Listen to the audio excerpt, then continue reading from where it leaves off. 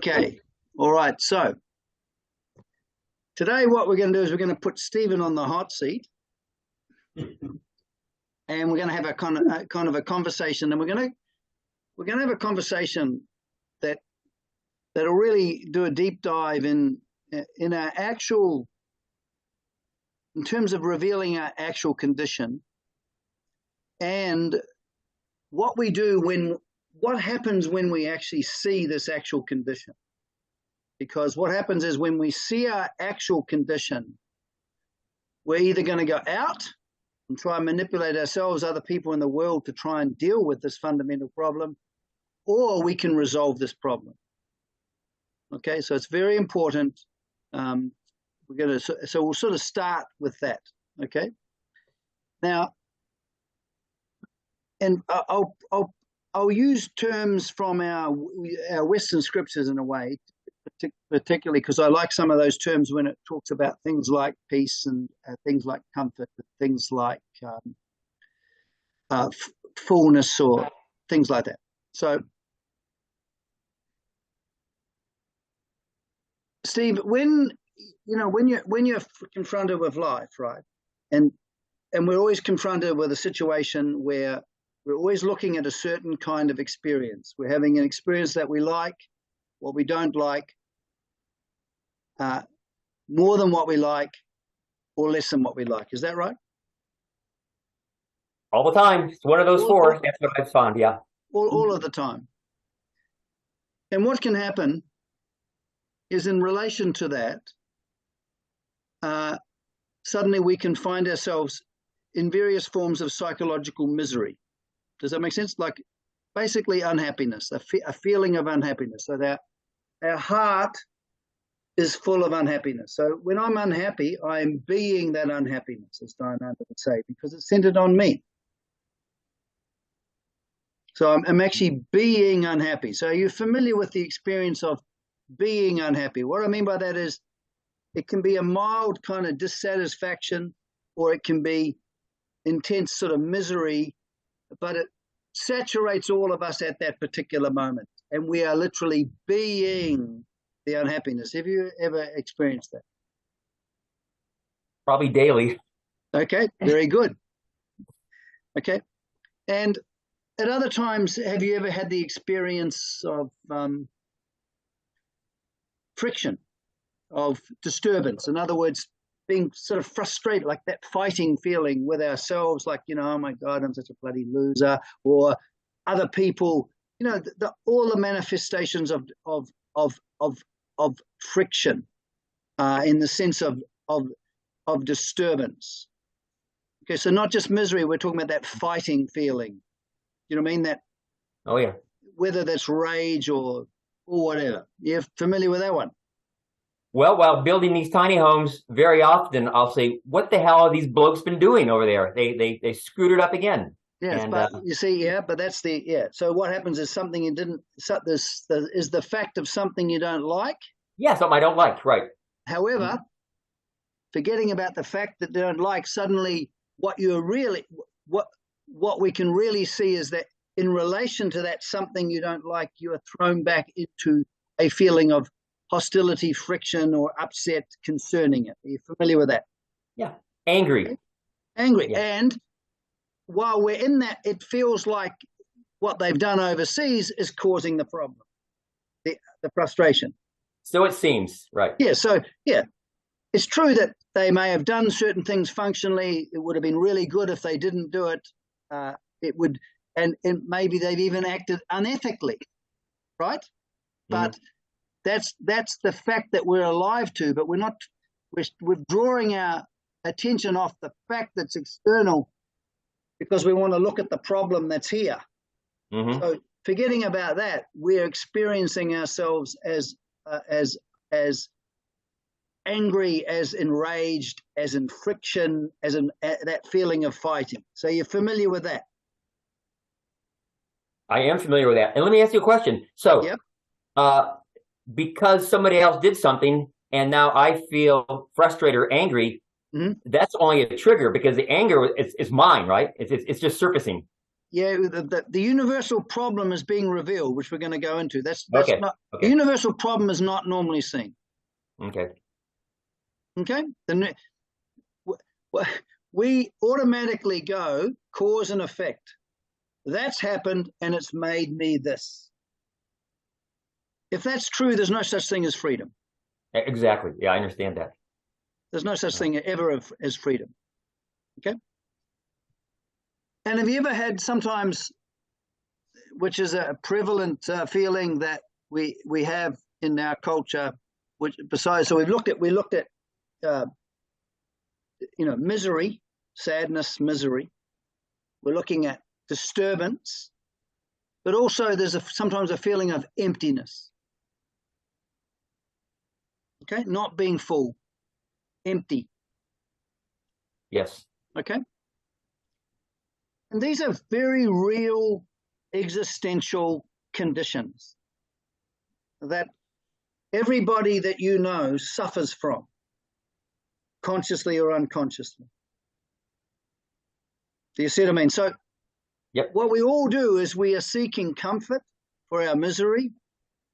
We're seeking peace to get over our disturbance.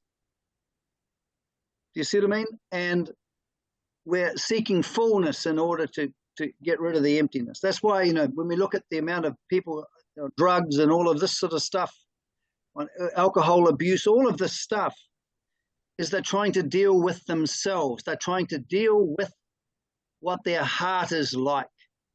Mm-hmm. Does that make sense? But they have the understanding that external events cause the condition of my heart. That's it. So with this condition, there's an understanding about it. But what if this understanding is entirely wrong? What if the idea that the suffering that is centered on me is not caused by externals, even though it feels like that it is? Okay? So what happens is everybody you know, everybody that when you look at what moves people psychologically, they are trying to control, or they're trying to find. Have you seen people try to find comfort through drugs? Oh, it's all over. Oh, I've done it. Yeah, I've done it. Yeah. Okay. They seek comfort through human relationships. Mm-hmm. Okay. Have you seen people seek peace through, trying to see when you're upset and you're angry with your partner? Have you ever been angry with your partner? It has happened. I don't believe it. Okay. And when you're angry with your partner, have you ever tried to control her to try and change so that you can feel at peace?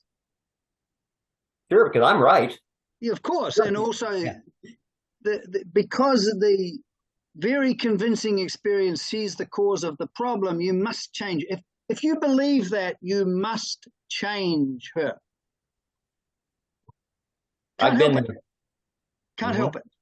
Okay? And if you don't tell anybody, Stephen, I've had the same problem.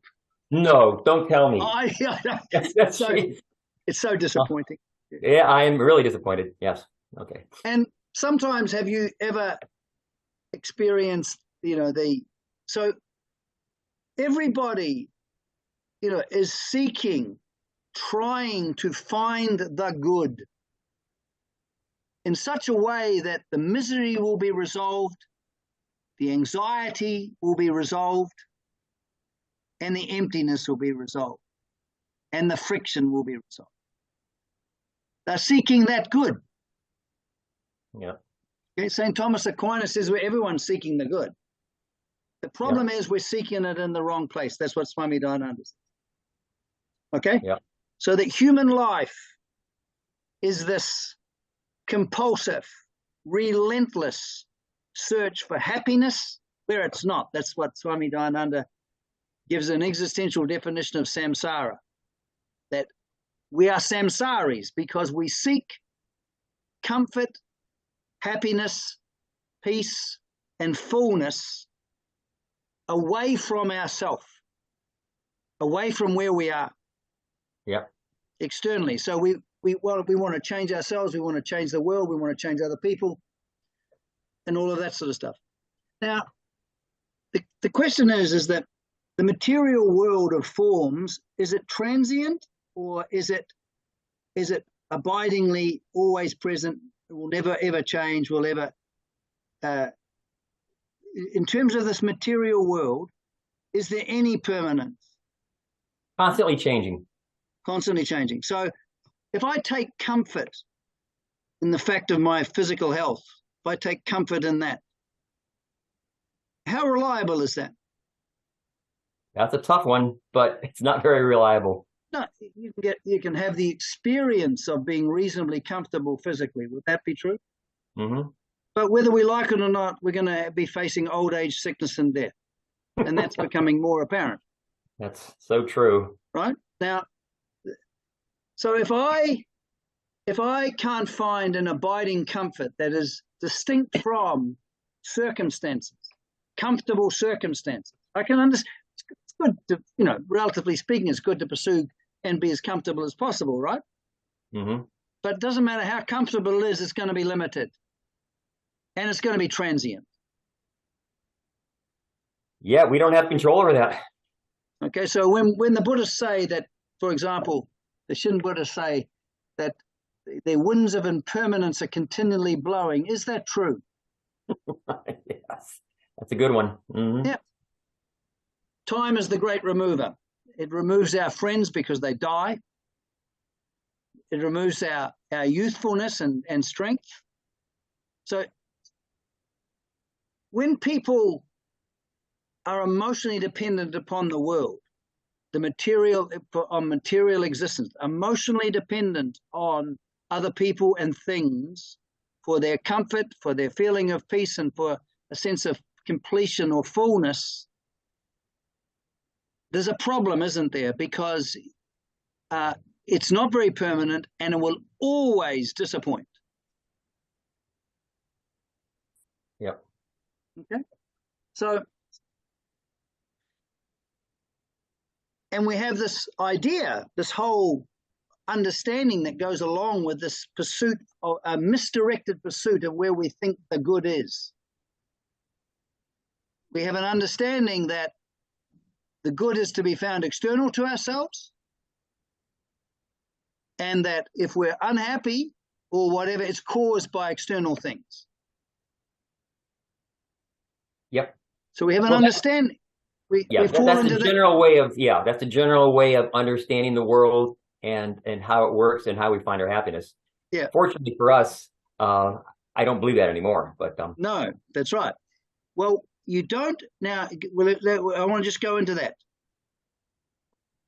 We never arrive at a certain point with this, because when you're angry with your wife, have you been angry with your wife ever in the last, say, 6 weeks?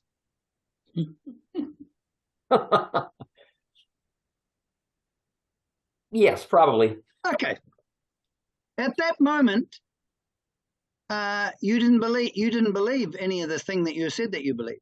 At that moment, you basically, even though you had an understanding, do you know what I mean? Like when we're talking here and you can clearly see it, at a particular moment, you can lose complete sight of that understanding.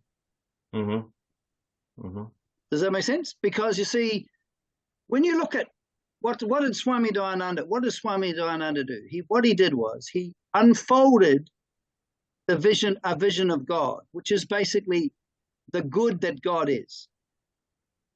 Does that make sense? Mm-hmm.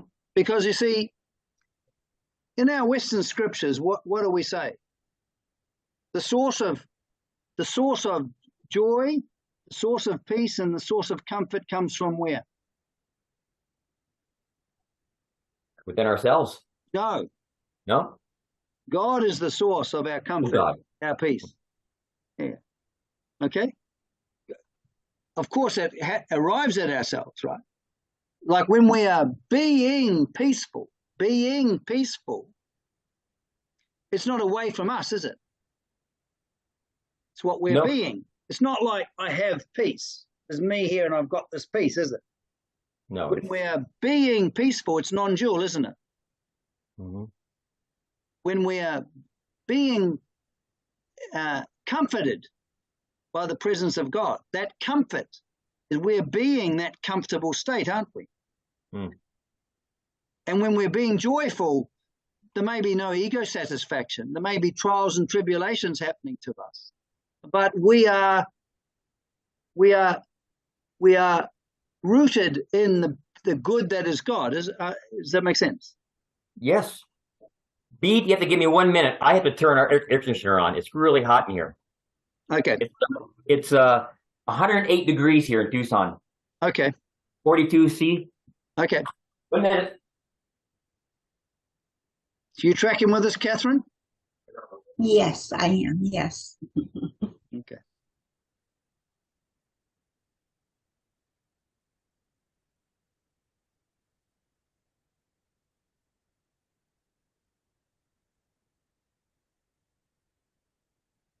So here we are.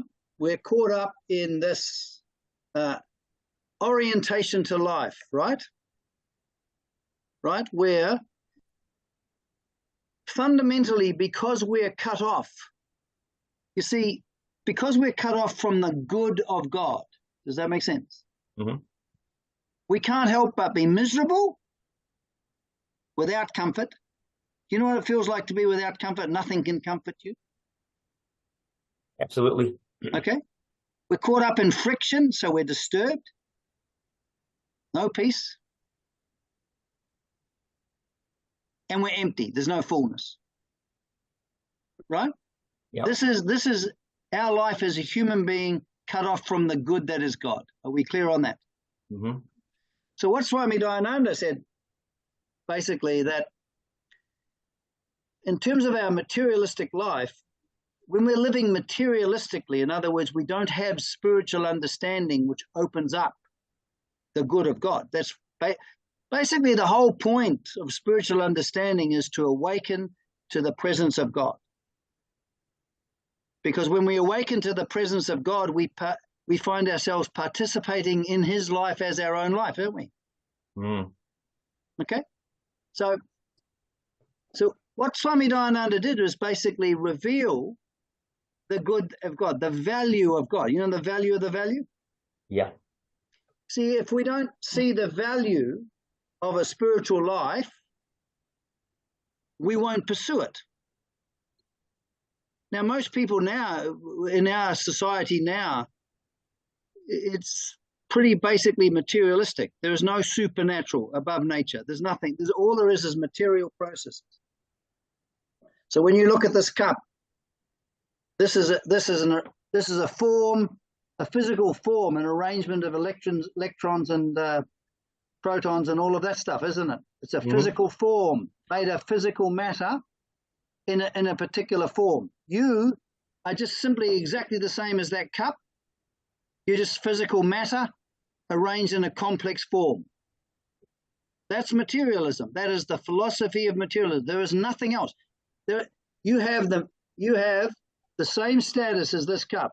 You're just as meaningless as this cup, Stephen, from a materialistic point of view. The body, right. The body. Yeah, the body, yep. The mental processes, they're just considered an epiphenomena of a movement of matter and energy in space through time. That's it. Mm-hmm. Okay? So the whole point with wisdom is a way of seeing that frees us from the materialistic view. And by the way, it's very easy to become enclosed in the materialistic view. When you are arguing with your wife, Stephen, or anybody else, you are in the materialistic view. Mm. Do you see what I mean? Because what glues us to the materialistic view is that we crave certain experiences and we crave self-preservation. Okay? Yep. And have you heard that saying in our Western scriptures, guard your heart because it's the wellspring of your life? This, Dayananda said, we give our heart away to everything. Do you know what I mean? So we give it to drugs, we give it to Oh, everything outside ourselves, right? Yeah. Hmm. Okay, so when we're caught in this materialistic struggle to find the good externally, in other words, seeking the good where it's not, there's a total misdirection. Okay? Now, here's the thing. The meaning of our experience of suffering, the meaning of it is that we love ourselves and love the world. We love ourselves as we think we are, this object. We make ourselves into an object. Self-objectification is what Dayananda calls it. We make ourselves, I'm this kind of person, yes, I'm like this, and I'd love to be like this. And we're self-concerned. Have you ever experienced self-concern where you're preoccupied with yourself, your happiness, what you want, what you hope for? Have you ever had that? Your feelings? That's a predominant feeling, yes. Okay, that's, by the way, everyone you look at. Mm-hmm. Okay, that doesn't mean to say they see that, because it's not very flattering. Right? Yep. But remember what Swami Dayananda says, why would we seek the solution to the disease unless we understand we have the disease? Why would we seek the solution? Why would we seek? We won't seek the solution. We won't seek the remedy unless we won't seek a remedy unless we feel we have the disease. Right. But what's universally denied is the disease. When you blame Trish for anything, you are you are not seeing you're suffering from. You're not seeing the disease you're suffering from. Yeah. Okay. Because what he's saying is, before you got upset with Trish, this misery, this friction, this emptiness was there first. Because you are in an existential condition where you're cut off from the life, light, and fullness that is God. Yep. So the meaning of your suffering is that. Right? Every time. So this is any suffering. Fear of death, even when you're uncomfortable in terms of your health, every situation that's external, which we are convinced is causing our suffering, is not the meaning of our suffering. Okay? Yeah, if we were always sitting in the lap of Ishwar, we wouldn't have that frustration. We wouldn't be that angry. Yeah, that's right, because this is what we mean by moksha. The life, light, and fullness that is God is free by its very nature. When we are participating in that life, light, and fullness, we appreciate ourselves as free, non-determined. Like freedom is such an important goal, if you like. Does that make sense? Mm-hmm. The difference is that Swami Dayananda says you're not going to achieve this goal in the future. Okay? It's a journey without distance. So the starting point of spiritual life is right here, right now, as I am. The end point of spiritual life is right here, right now, as I am. So with this understanding of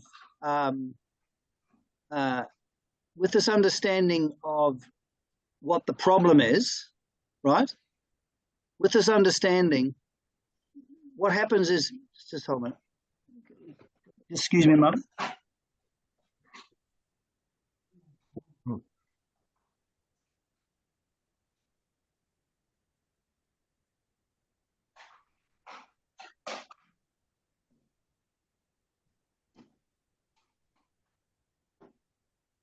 Is it 108 where you are? Is it what? Is it 108 degrees? Yeah, I'm in Tucson, Arizona, and today it's 108. It's been like this for a few weeks, so and I've been working out in it, so I'm getting accustomed to it. But it's brutal. It's pretty brutal. And if you're in the shade, it's much better. You know, it's the sun, the radiation of the sun. If you're in the sun, it's almost unbearable.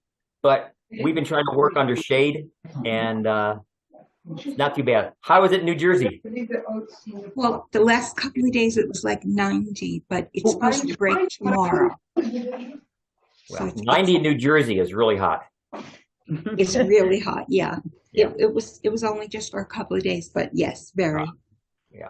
Before here, I used to live in upstate New York, and when it got to 90, it was unbearable. Yeah. Yes. Yes. Okay. Okay, Bede, continue. Yep. So, with this understanding, this understanding is the doorway. This understanding is the doorway. Just hold a moment. Just make sure I've got my battery on. Yep. Yep.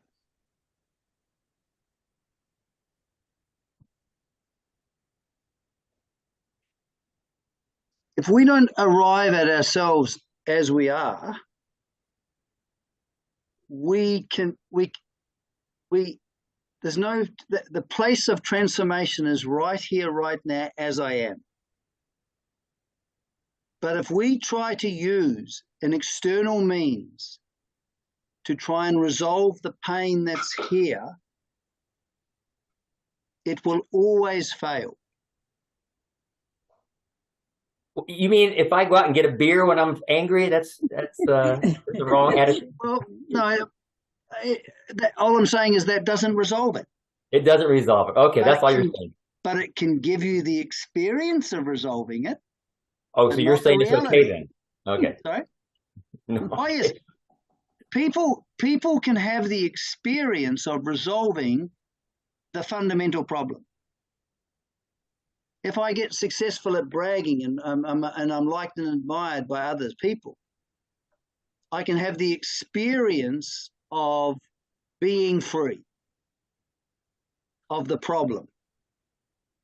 That's why we obsess. Binding desires are so strong, because they defend me against the misery, don't they? Yes, absolutely. Yeah. Do you see what I mean? Mm-hmm. So that's why the understanding that God is the source of joy, of peace and fullness. If we really understand that, when we find ourselves miserable, in friction and empty, that's what we'll turn to. Okay? If we understand that fact, Mm-hmm. if that is a fact to us, right? But what happens is, what we do is we learn. What happens is that we are constantly drawn into, if you like, looking at ourselves, others in the world through natural eyes, through materialistic eyes. Does that make sense? Mm-hmm. So it's a natural thing that we do. Now, have you ever heard? I like St. Thomas Aquinas' definition of prayer. Guess what it is? Raising our hearts and minds to God. That's what prayer is. Raising our hearts and minds to God. That's really good. Yeah. We need that, because what happens is, you see, when you're cranky with your wife, Stephen, you've descended to the gutter. Okay? You've descended to the gutter. When you're experiencing misery, you've descended to the gutter. Basically, it's a revelation that you are in the gutter. Are we clear? Well, I understand what you're saying. Yeah. When you're feeling empty, it means that in terms of your level of being, you're in the gutter. Right. The heart and mind is not with God. No, absolutely not. That you basically, your heart is dedicated towards craving some good external to you. The craving for self-preservation and certain types of experiences that will make us feel happy and secure and all of that stuff. That's what we mean by binding desires. Human psychology is a binding desires. Right? Yep. Now, We talked about highlighting, didn't we? Yeah, This you is brought what it up. it's all about, right? So, first of all, our starting point with highlighting is we have to first of all recognize that we are in a situation that we need to be liberated from, right? Now, if I think that I need to be liberated from Sylvia in order to be happy, if she just be a lot more kinder, or talk to me exactly the way I want at all times, every time, every instant, completely or totally, every day. Okay, she hasn't got that type of consistency. She hasn't. It's so disappointing. Where is she? She should be here standing up for herself. Yeah. I think I heard her. So the thing is that when I'm caught in any form of unhappiness, right? And every human being is caught in this unhappiness that I'm talking about. Mm-hmm. That what happens is when things happen, suddenly the misery is revealed.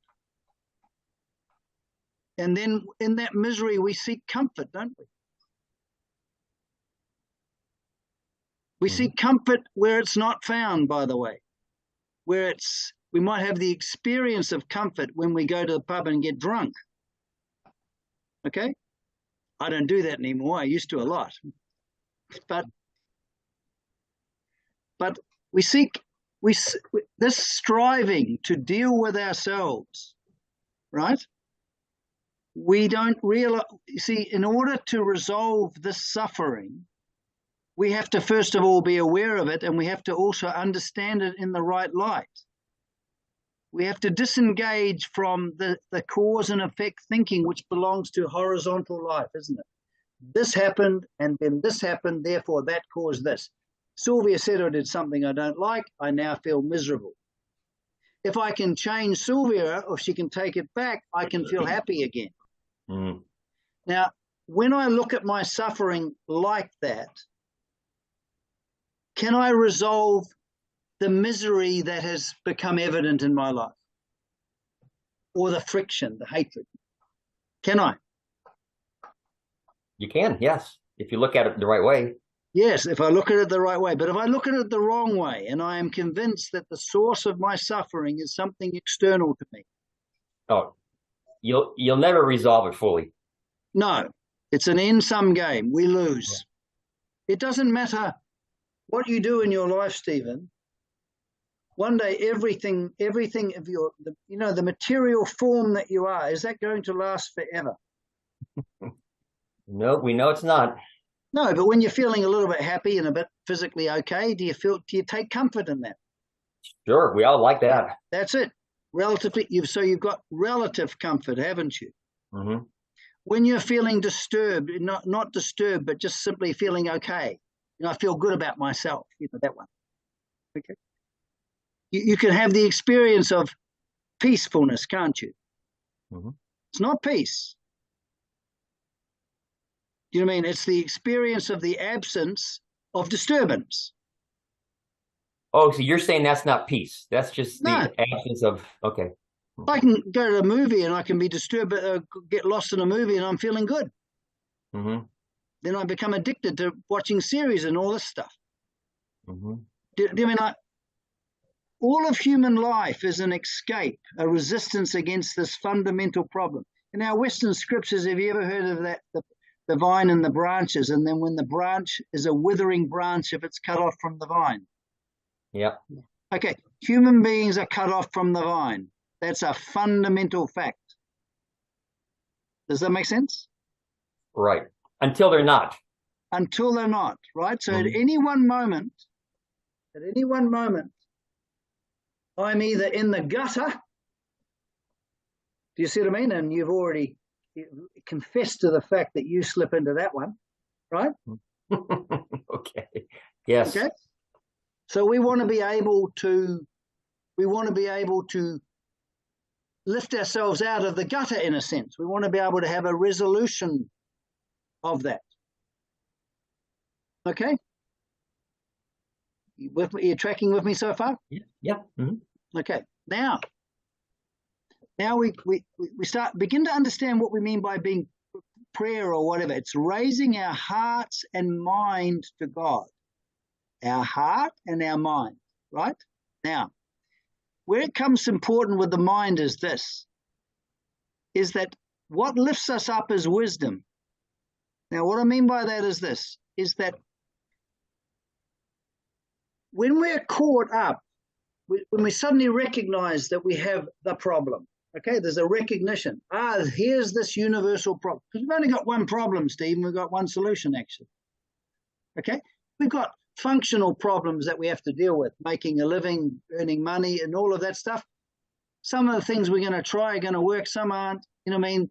It's fairly limited. Do you know what I mean? It's not. It's and we need to render to Caesar what's Caesar's. But we're not talking about that, are we? Mm-mm. We're talking about we want to be liberated from this fundamental problem. Well, in order to be liberated from the fundamental problem, the first thing is we have to recognize that we have it. Yep. The big question is, where do we recognize it? We have to recognize it in a particular concrete situation. In other words, it is not like, here's the universal problem. No, right here, right now, I'm feeling a little bit toey. Have you ever had that? Just a little bit off. A kind of a mild, unsettled, unhappy feeling. You ever had that ever happen? It's occasionally. Yeah. Daily. I say daily. Exactly. Mm-hmm. And the thing is that we really want to become aware that we have the fundamental problem. We really want to be open to it, right? And through the understanding of Dayananda's teachings and various other teachings, this is so important to be able to freely acknowledge, be aware of the fact right now I'm feeling disturbed. Right now I'm feeling miserable. Right now I'm feeling empty. Right now I'm afraid of death. Right now I'm afraid of this. I'm afraid of that.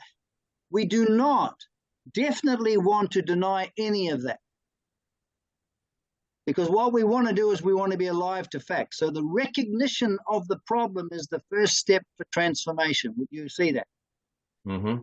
So this basically means that every time that you recognize that you're in the gutter, this is the beginning.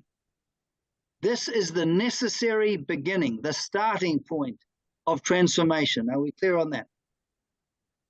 Very much, yes. So when we turn our life into a yoga, what we're doing is we're going to, instead of being dedicated to finding our comfort, our joy, and our peace from the world, what we want to do is find our peace, comfort, and joy in God.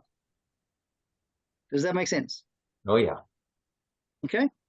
But the starting point of that is this recognition of, here I am, I'm disturbed. Okay? You got that so far? Oh, yeah. Okay. Now, highlighting, right? Here you are, you find yourself being disturbed, right? And you've got, with that disturbance, you've got all these different thoughts. It's Sylvia, it's the world, it's me, I'm stuffed up, I'm no good. Again, even when we're blaming ourselves, do you see how we're saying that the problem is external to us? Mm-hmm. I'm stuffed up. When the problem is that we're cut off from the source of joy, comfort, and peace. That's what the problem is. Are we clear? Oh, yeah. When I'm in those moods, angry or disappointed, frustrated, I almost immediately understand I am cut off from God. Good. Now, but that's not the solution in itself. I guess that's the first step. No, that's just the first step. Now, what we do then is this. We go, okay. What we do then is we highlight the truth that we've understood. Like at the moment, because you're not disturbed and you have a listening mind, right? Mm-hmm. What happens is what opens us up to wisdom is this. We listen to a teaching. Does that make sense? Shravanam. We listen to a teaching. So in other words, here we are. We've got the substrate, which is our heart, which is miserable, disturbed, and empty. Right? That's the condition of our heart, is separate and apart from God. Right? And then what we do is here we are, and we've got a whole lot of thoughts and feelings about this, haven't we? Right? We've got an understanding about what our problem is, which overlays it and protects us from it really seeing the problem. I know who the problem is, Sylvia. Sylvia is very useful for me hiding from myself and the truth of what's going on. She's fantastic. I'm listening, don't worry. Okay. Okay. You see what I have to suffer from, Steve. Okay. I understand. I hope you're feeling the suitable compassion, and I hope I'm eliciting a sympathetic response. I understand your condition. I have the same one. Okay. Okay. Okay, bye-bye, sweetheart. So, where was I? I got distracted. Okay. We're getting into highlighting. Okay. The experience of victimization is so common to human beings. Would you say that's true? That's a good way of putting it. Yes, we feel like we're victims all the time. All the time, right? So we want to be free of that. So what happens is, first of all, we have to arrive at the problem, which is to arrive at ourselves as we are. Would you say that's true? Mm-hmm. And we know that we're caught in ways of thinking that are not true. Okay? In ways of thinking that are not true. Okay? Now we don't get rid of false thinking. What we do is we actually start to think in the light of the teaching, in the light of spiritual understanding. Does that make sense? Mm-hmm. All right. So what we do is we go, okay, here I am. I'm unhappy. Okay. I'm unhappy. Okay. So if I'm unhappy in myself, I'm not talking about uncomfortable circumstances or functional things that we'd like to be different, because that's not unhappiness. They're just facts to be accepted. Right? Yep. But I'm unhappy in myself. So first of all, I recognize this. And so what happens, I go, now let me have a look. I'm unhappy now. What does this mean? So I'm actually consciously and deliberately thinking, aren't I? What does this mean? So I'm going to highlight in my thinking the truths that I've understood spiritually. I'm going to highlight, do you get what I mean? I'm going to bring them to the fore. So I'm leaving my ordinary thinking alone, which is the thinking of natural man, as we say in our Western scriptures, and I'm going to start to think spiritually in the light of a spiritual understanding. And I'm going like this. Okay, so here I am. I can see that I'm unhappy. Now, what's the meaning of this unhappiness? I'm pondering, aren't I? What I'm doing is I'm actually contemplating and looking at my present situation in the light of the teaching. Does that make sense? Mm-hmm. I'm not trying to convince myself of something. Like, you know how Dayananda says that Shravanam, right? What happens is Shravanam is we give the scriptures the benefit of the doubt. The meaning of the scriptures the benefit of the doubt. Is that true? Yes. Okay. And we seek to see the meaning that's in the scriptures, and we ultimately want the meaning that's in the scriptures, the truth that's in the scriptures, to be the very truth that we look from. So the meaning that's in the scriptures becomes our meaning, our way of, it comes alive in us as a way of seeing. But when you're upset and cranky with Trisha, you're not up to that. You're in the gutter. Your thinking is dominated by natural thinking. So what you want to do... Well, it starts off that way, right? Because I have reactions, and it starts off that way. Starts off that way. And when I have reactions, then I kind of look, oh, wait a minute, it's not from her, it's me. But then you have to sit in that place of being sad. Okay, you're unhappy. Good. Now, notice what you did is you highlighted a truth just then. Oh, that's highlighting. Oh, okay. Yeah, you go, wait a minute, it's me. You've shifted your attention off being lost in your normal way of blaming irresponsible, gutter type thinking that ruins your life every time. That keeps you cut off from the peace, the comfort, and the joy of God. Mm-hmm. This is what that does, right? Because this has to be in the context of a love. Does that make sense? Mm-hmm. Right? So what happens is we turn our attention and we start to highlight, and we go, okay, so I'm upset now. What does that mean, that I'm upset? It means that I am actually at the moment cut off from the source of comfort, peace, and love. Would you say that's true? Mm-hmm. Comfort, peace, and joy. Okay? To use our Western scriptural terms, right? Now, and so straight away I have a different orientation, don't I? So just before I was heading this way. If only I could change Sylvia. She had no right to say that. She's just really annoying me, right? Have you ever done that? Yeah. Yeah.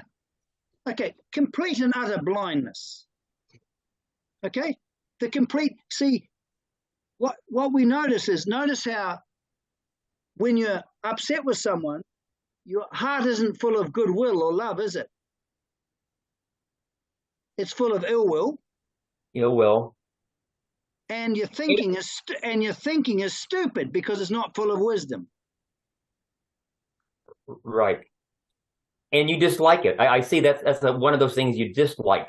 It's like, and so, but even though when I recognize I dislike it, and it's okay to dislike it, that feeling of unhappiness, we'll call it, it doesn't go away right away. It doesn't. That's exactly right. It doesn't. It doesn't. Right? Now, sometimes right. as you work with this, sometimes it might be suddenly you have an instant recognition, you're out of it. That's true. But normally speaking, we need highlighting. We need shravanam. We need to expose our mind to the teacher. Right? So then what happens is we start to go like this. We go, okay, here I am, I'm unhappy, right? Now, but what does the teaching tell me? Notice how I'm now thinking, aren't I? I'm thinking along different lines, aren't I? I'm highlighting the fact that, okay, so where is God? Well, basically what we're told is that God is present right here, right now, as I am. I am being enfolded and embraced by the love that is God. Right? Now notice that even when I'm talking to you, you can feel a movement in you, can't you? Right? Yes. But all you're doing is you just, like what Dayananda says, he said, nididhyasanam, and he says that, or contemplation, is you seek to see the truth of the teaching without thinking, without kind of, how do I do this or whatever. You're simply looking at the fact. You see, so what happens is that the whole purpose of Shravanam, exposing your mind to the teaching, is to bring you to a doubt-free knowledge, right? Doubt-free. So you have to understand the truth that you're always embraced by the light, life, and fullness of God. Yes. Whether you reject it or if you embrace it, it's always there. Whether you're knowing it at this moment is another matter. The fact of it is always there. Yeah. Right? So what we're talking about is a cognitive process. You know how Dayananda says it's cognitive all the way? It's a knowing process. So you're shifting your attention to the truth that God is ever present. Right? And you say to yourself, at the moment, he doesn't seem to be present to me. That's honest. Yeah. Right? That's honest. So you start there. Okay, let me just contemplate. So what's the teaching? Okay, that God is ever present. That there's nothing I can do or say that can cut off his presence. He, like St. Augustine said, he's closer to me than I am to myself. I like that. Yeah. Right? And so I'm pondering the truth, aren't I? Now, as I ponder the truth, I notice a change in my heart. It's interesting. It's interesting. I notice that as I contemplate this, I'm becoming less disturbed. I'm not trying to become I'm not trying to become peaceful. I'm contemplating God, and in that contemplation, I discover myself, I find myself being peaceful. Have you done that? Yes. This is like, just like that. Understanding the light, life, and fullness is always with me, even when I'm feeling that way. So and sit with that. Yeah. So what happens is what you're doing is you're turning away from yourself. Mm-hmm. You're turning to the presence of God. It's like you turn away from the darkness. When you're trying to change Trisha, you're going deeper into the darkness, deeper into the gutter, right? Mm. When you turn, right, you're turning away from that and you're contemplating the truth. You're highlighting what you've understood when you were in a state of mind where you had doubt-free knowledge, right? So, you see, what Christians call this is, doubt-free knowledge. They call that faith, right? Faith is just simply what happens is because they see it, they believe it. Do you believe I'm holding a cup up here, Stephen? I see it. I believe it. Yeah, because you see it. Have you heard it? But you know, fanatics, because they believe it, they see it. It's subjective, isn't it? Because they believe it, they see it, right? Mm-hmm. But then they'll hate you if you don't agree with them. Mm-hmm. We have a different point of view. Human beings tend to be fanatical. They love their little theories, political theories, particularly these days. You know what I mean? My side is the right one. All right? Yep. Okay. Yep. It's one cult versus the other cult, right? Now, so what happens is we want to arrive at that place of faith because I'm seeing it, I believe it, right? So the moment that I wholeheartedly are seeing the fact that God is present here, do you see what I mean? When the presence of the given fills up my mind, does that make sense? Mm-hmm. And I find my heart changed, and it's a great comfort, that, isn't it? It is. It's a great understanding. Yeah. Right. But that comfort is right here, right now, as you are, isn't it? Mm-hmm. So when you're being comfortable, being the comfort, you are participating in the life that is God, aren't you? It's not dualistic. It's not like I have this comfort, is it? When you've got your bottle of beer, that's a comfort. You're having something that makes you comfortable. But we're talking about a non-dual knowledge, aren't we? And a non-dual understanding. So when you are being peaceful, is that what's happened is that Trisha is still the same, but you're being peaceful. How does that work? What's the question? How does it work? How does it work that here you are just angry at Trisha, you're now peaceful, you're being peaceful, and she's still just the same. Mm-hmm. What's changed? Well, my understanding of the of Ishwar. Yeah. I'm always being embraced. Yep. The understanding opens you to the door to live that understanding. When you're living that understanding, see, once it's doubt-free, you can live it. Yeah. But you went from a process of doubt, you turned your attention, you highlighted it. And as you highlighted the truth, as you began to see the presence of God right here, right now, as you are, right? Because literally, you're basically raising your heart and your mind to God. You raise your mind first. Does that make sense? The heart chases after. You notice that? So, wisdom opens the door. See, wisdom is the revelation of what the good is. When the heart is abiding in that good and as that good, that's the freedom part, isn't it?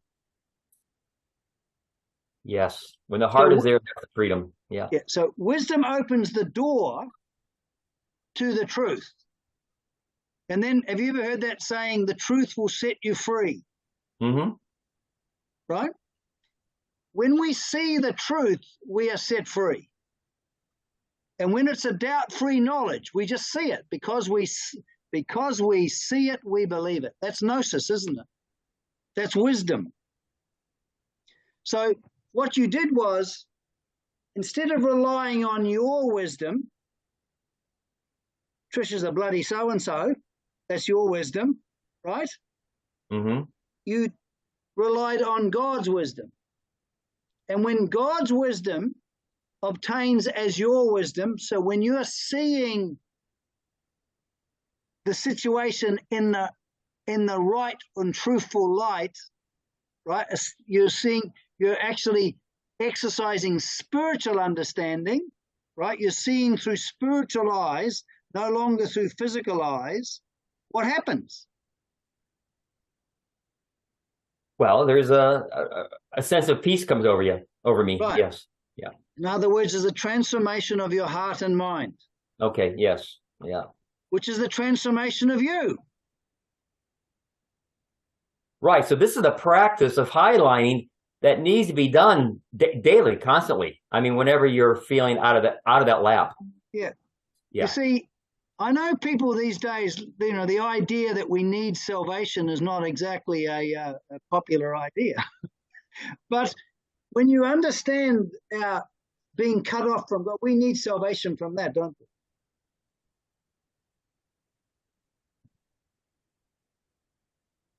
we? We need that, don't we? Yes. I have to plug in my. Keep going.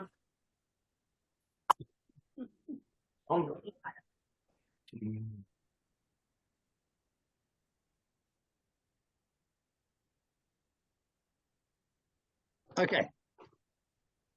So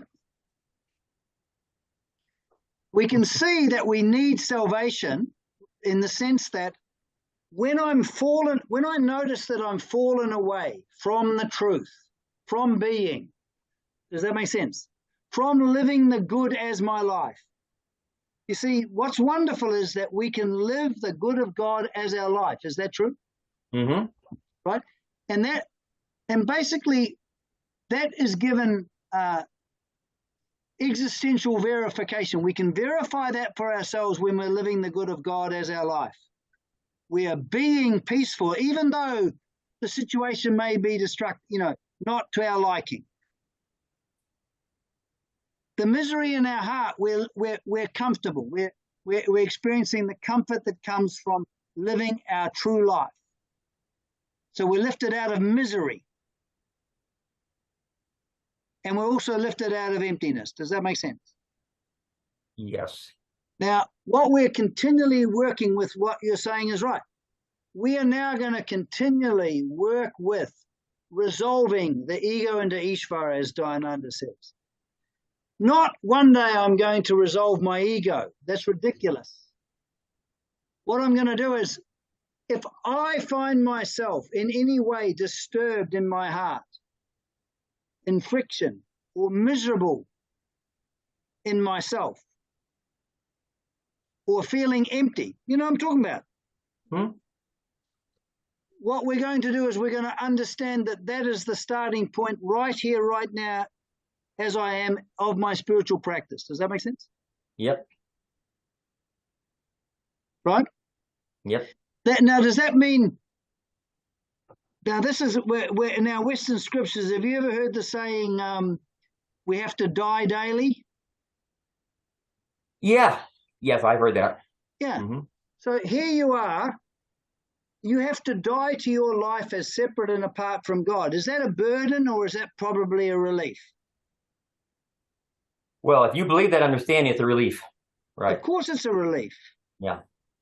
Because you see, what you're going to be doing is, instead of trying to find comfort and peace and joy in the world, but when you have the spiritual understanding that the only place where you can find comfort, joy and peace is God, is resting in Ishvara's lap or abiding in God.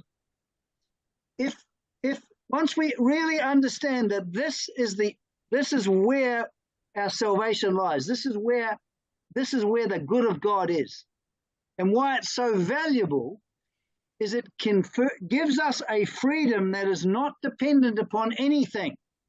Because it comes from the vertical, it can't be taken away by the horizontal. Does that make sense? And that's moksha. Freedom is not dependent on anything. Absolutely. Yeah, okay. But we can't go, we got moksha. We need to be able to appreciate that freedom right here, right now, as I am. Now, what's remarkable is here you are, you're having an argument with your spouse. You suddenly see, oh, wait a minute, here's the universal problem. I'm in the gutter once again.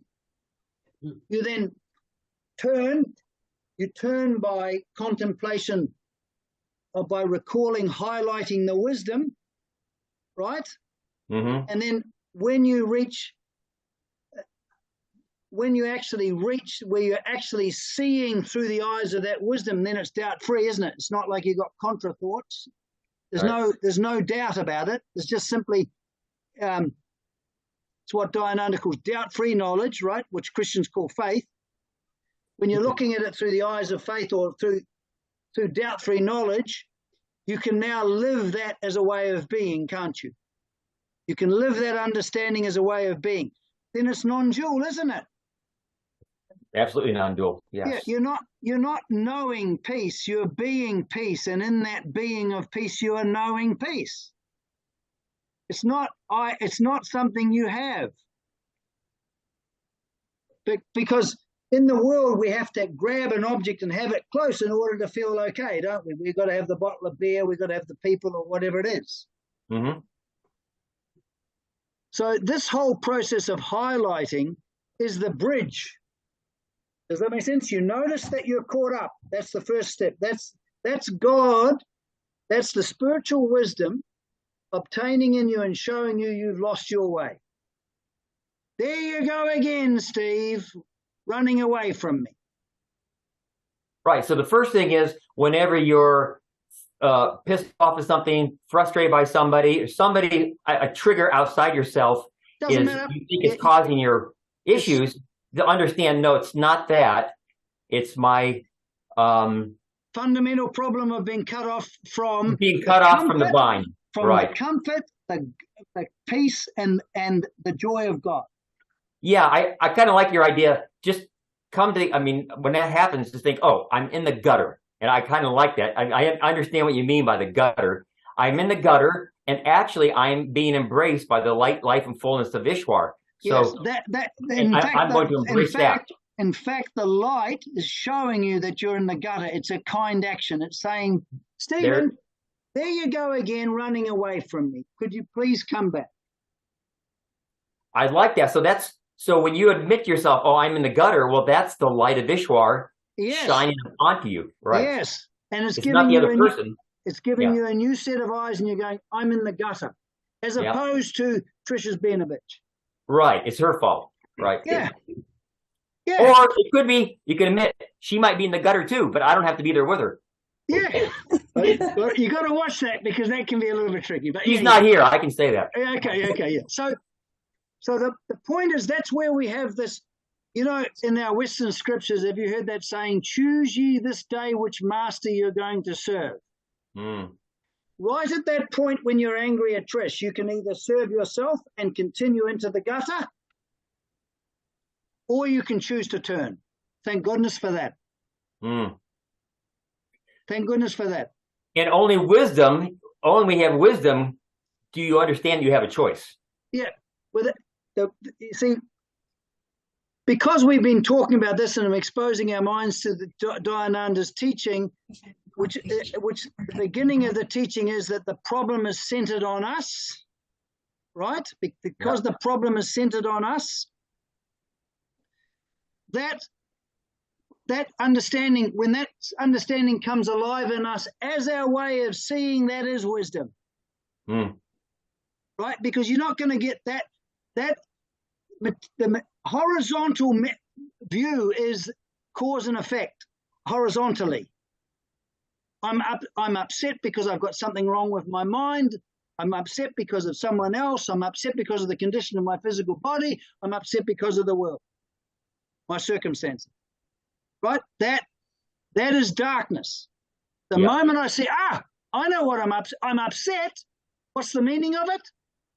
I'm cut off from the joy, comfort, and peace of God, which is the good of God, isn't it? Yeah. That's the good that God is. That is extremely, the more we understand that, the more we'll turn. Does that make sense? Yeah. Because and that's it's the like, wisdom itself. Right. it's not like I got to be a good person.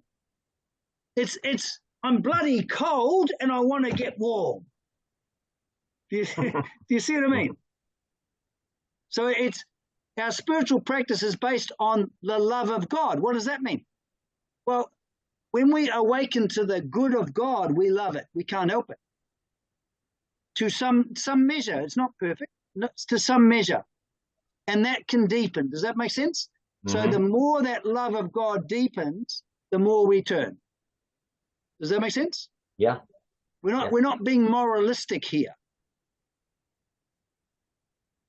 Are you with me? So the process starts with wisdom. That wisdom comes in because once we expose our mind to the truth, what happens when we expose our minds to the truth? In other words, we're sitting there listening to Dayananda, and suddenly we find ourselves seeing as he sees. We go, oh my goodness, the problem really is centered on me. I thought it was because I had psychological problems. But no, it's me. Me being unhappy is the problem. Right? Now, Now, I might forget that, and I do forget that. But when it comes in, when suddenly that wisdom comes in, I get scooped out of that way of seeing, and now I've got a beginning. Now I begin to highlight, don't I? Okay? Yep. And that's where prayer comes in, raising our hearts and minds to God. You know, you can pray. Please, I pray for wisdom all of the time. Please give me wisdom. You know what I mean? Because I'm so bloody stupid without it. You see what I mean? But it's good to acknowledge that you're stupid without it. Because if you think, you see, you know how in our Western tradition, we say all wisdom belongs to God. It's not a virtue of ourselves. All virtue comes from God. God is the source of virtue. God is the source of joy. God is the source of comfort. God is the source of peace. That needs to be our basic thing, because in that light we have this process where we turn and we go back home, don't we? Yeah. To where we're living in Ishvara, or we're living in God. Yeah. And the whole process of highlighting lifts us out, doesn't it? Yeah, you have to understand. When I'm unhappy, the problem's with me, and the solution's with me, and I have to understand also that at that point, I'm in the gutter. Yep. And the only way to resolve that is to understand the arms of Ishwar are always embracing me. Yep. So just kind of and sit with that I'm being embraced. Yep. It's only my poor understanding or ignorance. Yep. Thinking that the problem is outside myself, yes. which is caused by extending my unhappiness. Yes. Dayananda, in the first book on the Bhagavad Gita, basically said that freedom or wisdom is being able to be with yourself as yourself without any external supports. Do you know that? That's what he said. Well, it's only when we're in life itself. And the thing is this. People think that life is this mental and physical functioning in the world. But in actual fact, life is the life, light, and fullness that is God. That's our real life. What we take to be our life isn't real. So if we come back to this one understanding of what the problem is, so what this requires is, and it's not introspective, as soon as we get interested in resolving the fundamental problem into Ishvara, or resolving the fundamental problem into God, we will then be very willing to be, right now I've got just a little niggly feeling. That's enough. We start there, bang. What happens is we then turn. So there's constant recognition and turning. Constant recognition and turning. And every time we choose, we make the right choice. Does that make sense? We're establishing ourselves more and more in the direction of living God's life as our life. Can you see that? But when we're caught in doubt and all of that stuff, which is quite normal, we need to rise to a doubt-free knowledge. In other words, we need to be seeing that the meanings in the scripture that have been unfolded to us, that meaning has to be what we're seeing. So the meaning in the scripture is actually how we are seeing. So the meaning is what we're seeing. So you have to understand that you're always being embraced by Ishwar. Yeah. And once you mentally understand that and tell yourself that. No, don't tell yourself. Just simply turn to the teaching and what the teaching says and dwell on it. That's all. You've got to let that wisdom come in. Wisdom comes in by itself. You don't.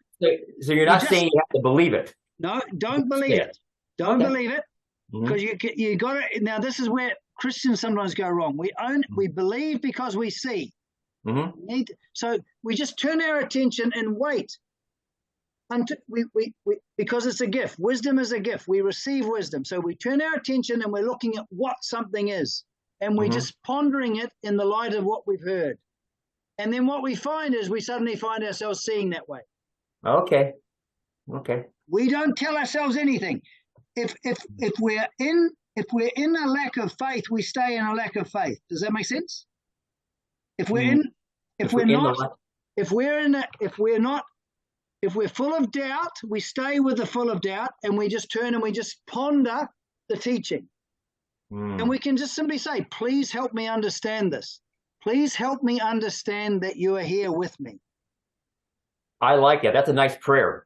Please help me understand. Yeah. Yes. I mean, but you have to have the light of Ishwar shining for you to even have that prayer. Absolutely. Yeah. But notice how by doing that, you're raising your heart and mind to God. Does that make sense? You're turning. Yes.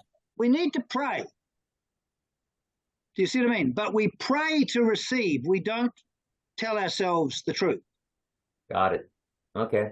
St. Thomas Aquinas says that knowing powers are passive. So when I look at this cup, I don't go, I'm going to try and believe the cup's there. Dayananda says the knowing is choiceless. I receive the knowledge that cup's there, don't I? And then I believe it. Why do I believe the cup is in my hand? Because I see it. You see it, yes. So there's a spiritual seeing that liberates us from materialistic seeing, okay? Is that clearer? Oh, yeah. It's very clear, yes. Okay. Yeah. So just quickly, what's become clearer to you today, Stephen? Me?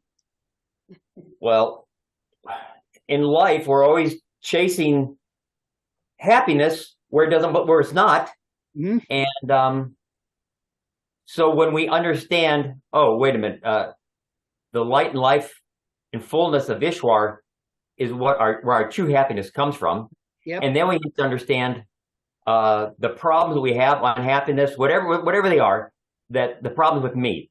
It's not with anybody else. And the solution is with me. Yep. And then when these things happen, like let's just say unhappiness. Yep. You're sitting in that, you're not liking it. I'm not liking it. No. And I understand, I'm always being embraced by Ishwar. Yep. And I'm just sit in the knowledge that Ishwar is always with me, and I can rest in that lap of Ishwar. Yep. And I know I'm not going to make it happen, but I believe it's the light of Ishwar, because I do have that understanding. That's going to help bring me out of the. That's exactly right.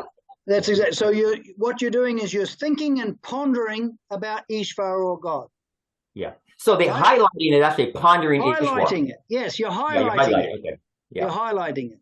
Yeah. Does that make sense? And because I'm so much more clear about it. Yes. Yeah, yeah. It's so important to highlight, and it's so important to pray.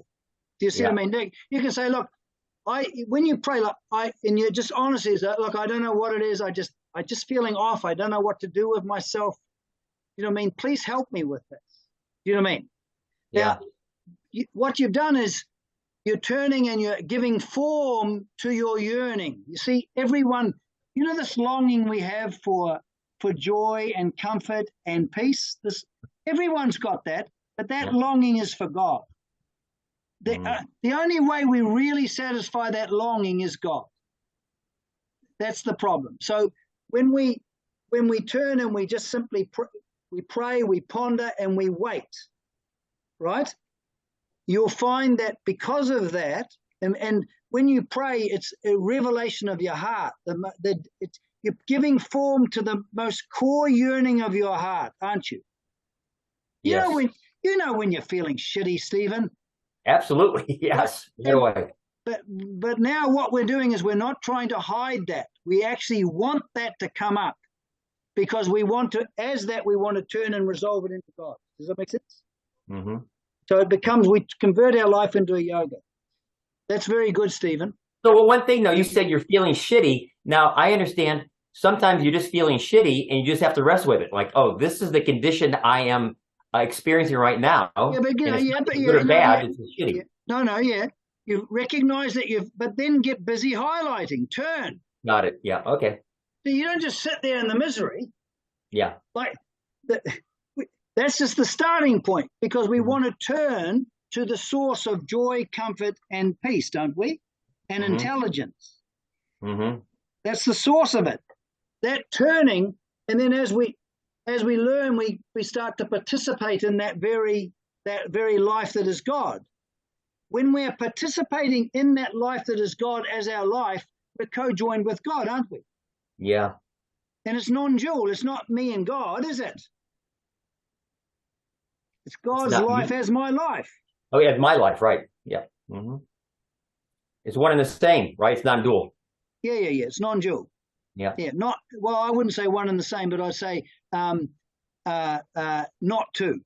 Okay. Okay. Right. But that's because I got a bit of a Christian quirkiness there, you know. Okay. You can have that. Yeah. Okay. Thanks, Stephen. Okay. All right, Kevin. What's become clearer today? How often I depend on my own wisdom. Yeah. And struggle with myself. And just how simple it is that it needs to be the wisdom to come in that I need to be available to this benevolent presence that's abidingly present and be open to receive that rather than full of myself.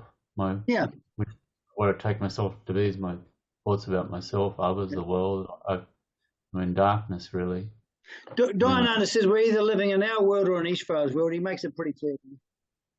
And the whole of spiritual life is learning to live in Ishvar's world, not our own. Yeah. And I think it's important that only virtue, only goodness is God. Yeah. I can be a recipient and live that as my life, but it's only as a recipient. I'm not. Now that's interesting. When we know that God is truly good, that's when we automatically have trust. We don't have to force ourselves to trust. Once we know that in God our problems are solved, we trust that. Once we know that that's where our salvation lies, we trust that. Without knowledge, there's no trust.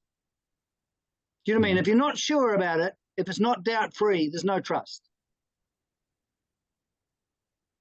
Okay? That's very good. Amanda.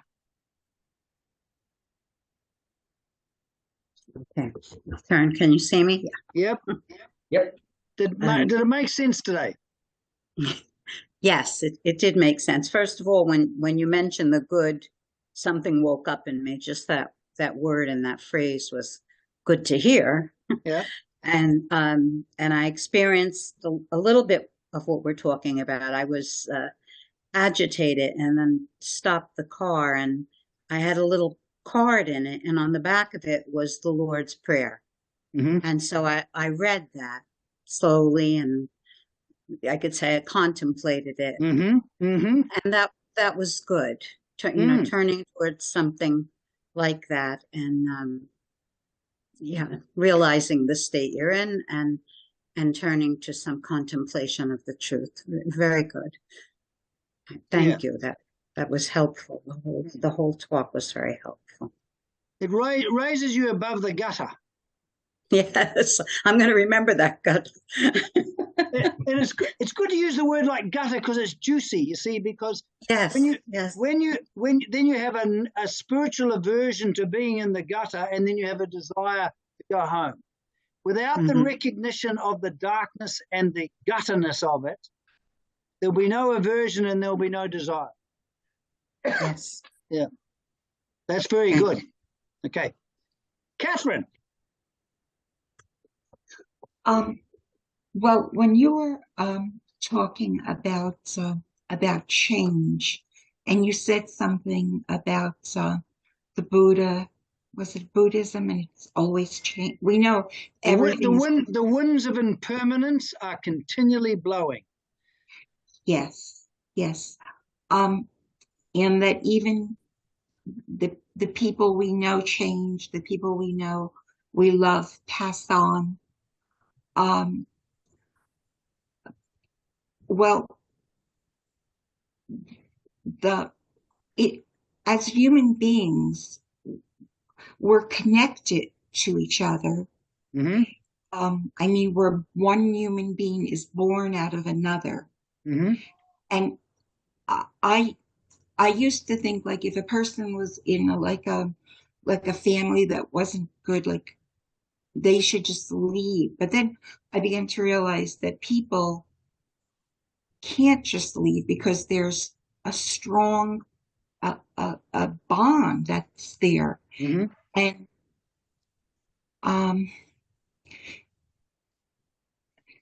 well, it's like we can have, like, I know I can have like a grief, a remorse about how I treated someone that I loved. Mm-hmm. Or like a joy of loving someone. But then it occurred to me that even though people change or they go out of our lives, that maybe it's that love that we keep. I don't know if I'm being clear. Yeah, maybe no, you're being very clear, yep. That love is it doesn't mean that we lose that love.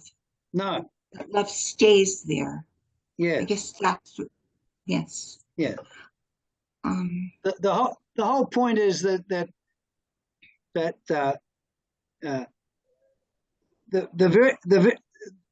everything changes except the life that is God. So when we are living that life that is God through being loving, it's extremely meaningful. It's very, very important. You see what I mean? I mean, that's not what because the thing is that how can you take comfort in a world that's continually changing and everything's going to go? Yes. To try and take refuge in such an unstable world is a losing game. And yet it's a lesson we don't learn. And unfortunately, because you don't meet many people like Dayananda or people who, it's sometimes very hard to awaken to the good of God. Does that make sense? So all we've got is this material life, even if we have religious beliefs. Yes. But what's important is we need to satisfy that yearning of the heart, right? Do you desire comfort when you're feeling miserable, Catherine? Yes. Yeah. And do you desire peace when you're feeling disturbed or in friction? Yes. And when you're feeling empty, do you desire the fullness? Mm-hmm. It's shared by everybody. The question is that we need to find the object, inverted commas, that satisfies that desire. St. Augustine said, "My heart is restless until I rest in thee." Right? Yes. That's absolutely true. So we're either going to spend the rest of our life seeking happiness where it isn't, or we're going to build our treasures in heaven, aren't we, where moths and stuff don't destroy it. Mm-hmm. Yes. Does that make sense? So we need to get, in one sense, we need to be serious about this, because the fact of the matter is that if we're not, if we live as if life is going to last forever, it's not. Our life in this form is not going to last forever. So it's extremely important to discover for us what everlasting life is. Does that make sense? It's extremely important to come to a sense of what that means, because that sets us free. Have you ever heard that saying, to know God aright is life eternal? It's from the Psalms. To know God aright is life eternal. This whole thing of knowledge is very important, because it lifts us out of the gutter, the darkness. Yes. All right? Yes. Thank you. Yes. Okay. John.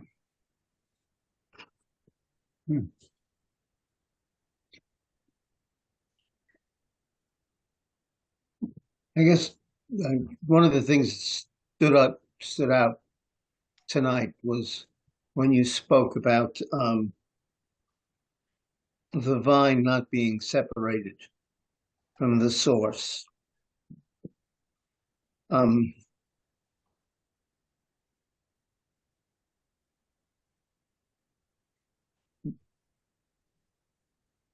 one needs to remember.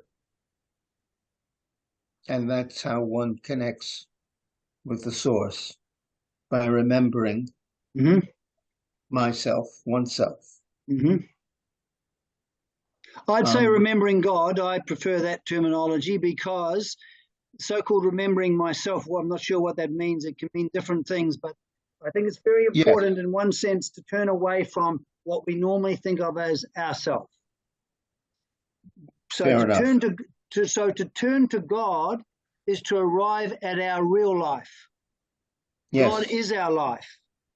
That's how I'd put it. Yes. To return to the source. Yeah. Is to return to the life that we really are. Yes. What does that mean, to return to the life that we really are? Well, there is only God. The vision of Dayananda, there is only God. So our real life is God. We take our life to be separate and apart from God, living in a material existence, persisting in space, persisting in time and in space, don't we? Yes. That's not our real life. Our real life is the life, light, and fullness that is God. In the discovery of God, we discover what our real life is. Yes.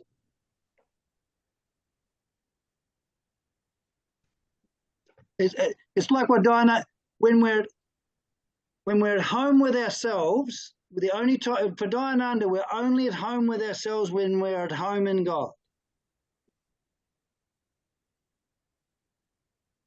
So the emphasis has to be God, not ourselves.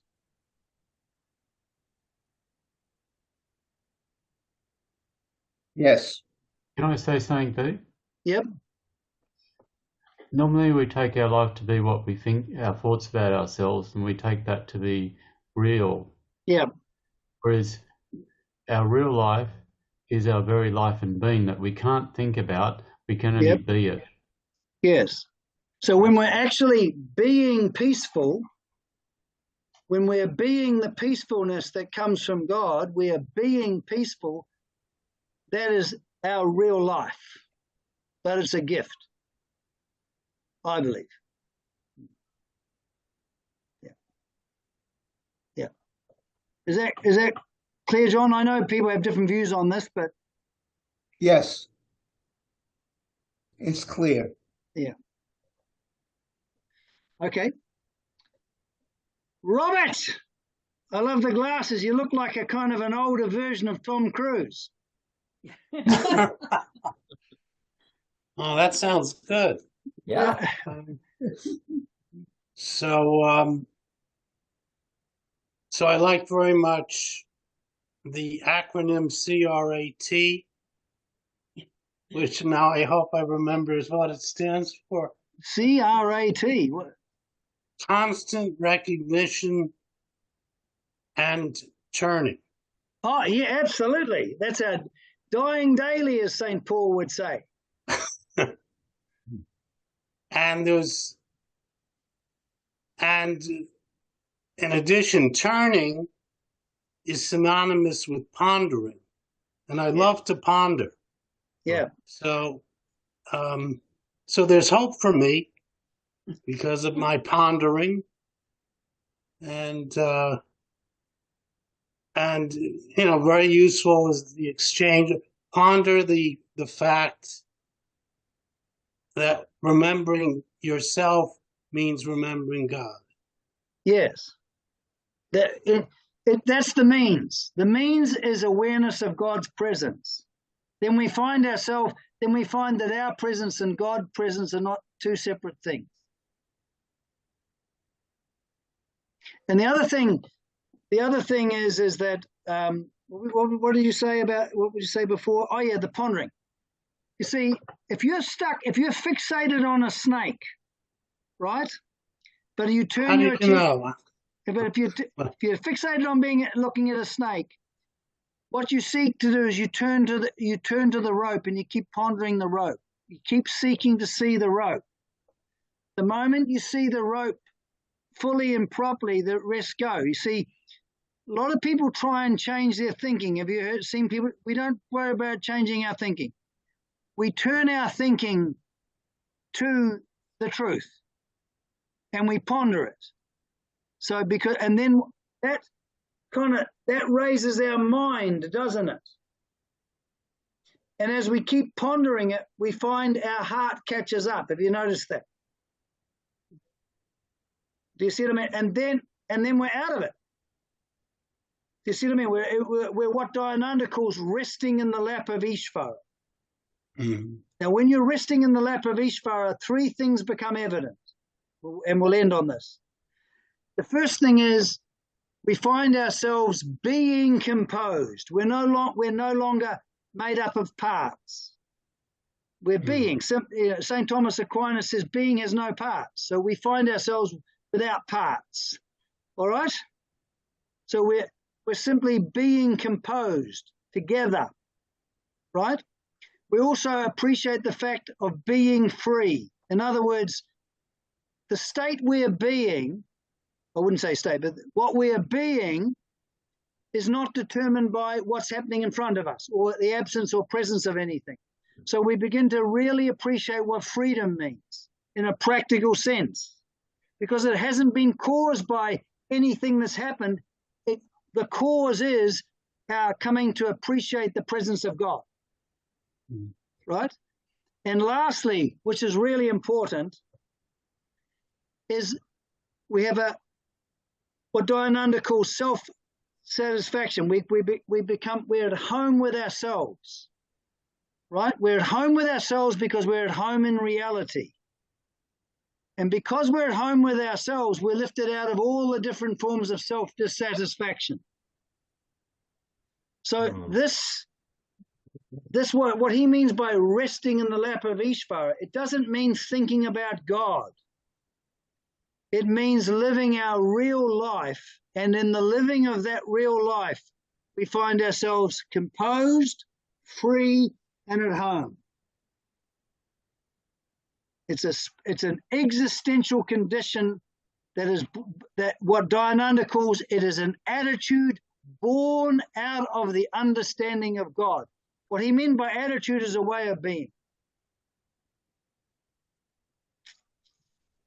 All right? Very good. Thank you. All right, guys. Well, lovely to see you again. Yes. Yep. Good night. Thank you, Pete. Look after yourself. Nice to see you, Catherine. Nice to see you, Amanda. And we'll see you next month, I hope. So, Stephen, yes. In terms of highlighting, because you're the cause of this theme of today, right? Mm-hmm. Is this whole process of so we don't just stick with the recognition. We then get busy. We turn our attention actively to the truth. and we highlight that truth until it reaches a point where it's doubt-free. And then we find we can be that truth.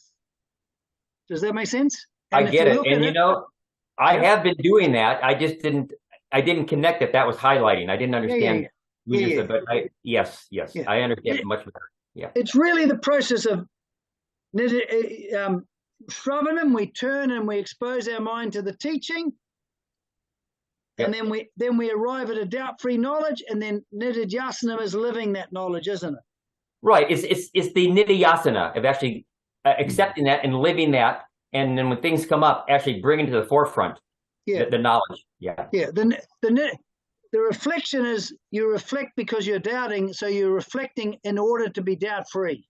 Yeah. Then the living of it is Nididhyasana. Yeah, is applying that in daily life, especially when you're feeling shitty. Yeah, when you're living the understanding that God is present and I'm wrapped up in him, he's wrapped, that he finds me and I don't find him. When I'm actually living that as my life, I'm no longer thinking about God. I am being the knowing, which is this whole non-dual business, isn't it? Yes. Yeah, like Kevin said, you can't think of being God, you just have to be it, or be in that place. Yes. Yeah, well, basically, you understand that God draws you in. You don't find God; God finds you. So so by turning your attention to God, that's all you do. Then you expose yourself, and then imagine God as this warmth and light. The light heals your wisdom. The light. Actually, by just turning God, what happens is, and you stay there turning, actively turning, that's all you need to do. You just put yourself in the front of this warmth and light, right? Yeah. The light will make your mind become clear and simple, and you'll verify that for yourself. And the warmth will actually take away the misery in your heart. Yeah. But it's all God. Love it. Yep. Okay. All right, keep yourself out of that. Keep yourself out of the picture. We're looking at an understanding of God that liberates. We're not looking at me doing anything to get liberated. Right, I can't do it. Ishwar does it. Normally, we're thinking about how to fix ourselves up. We need to fast from thinking about ourselves, involved with ourselves. We're totally obsessed with ourselves, and that makes us not available for God because we're full of ourselves. That's a good point. Yeah. Yeah. So by turning to God, we have to be open. When we turn to God, we turn away from ourself, which is quite useful. All right. That's a great way to end. Yes. Okay. All right. Well, God bless you. Nice to talk to you again, and we'll see you next month. Okay. Bye-bye. Enjoy. Good night. Bye. Night, everyone. Bye-bye, Amanda. Bye-bye.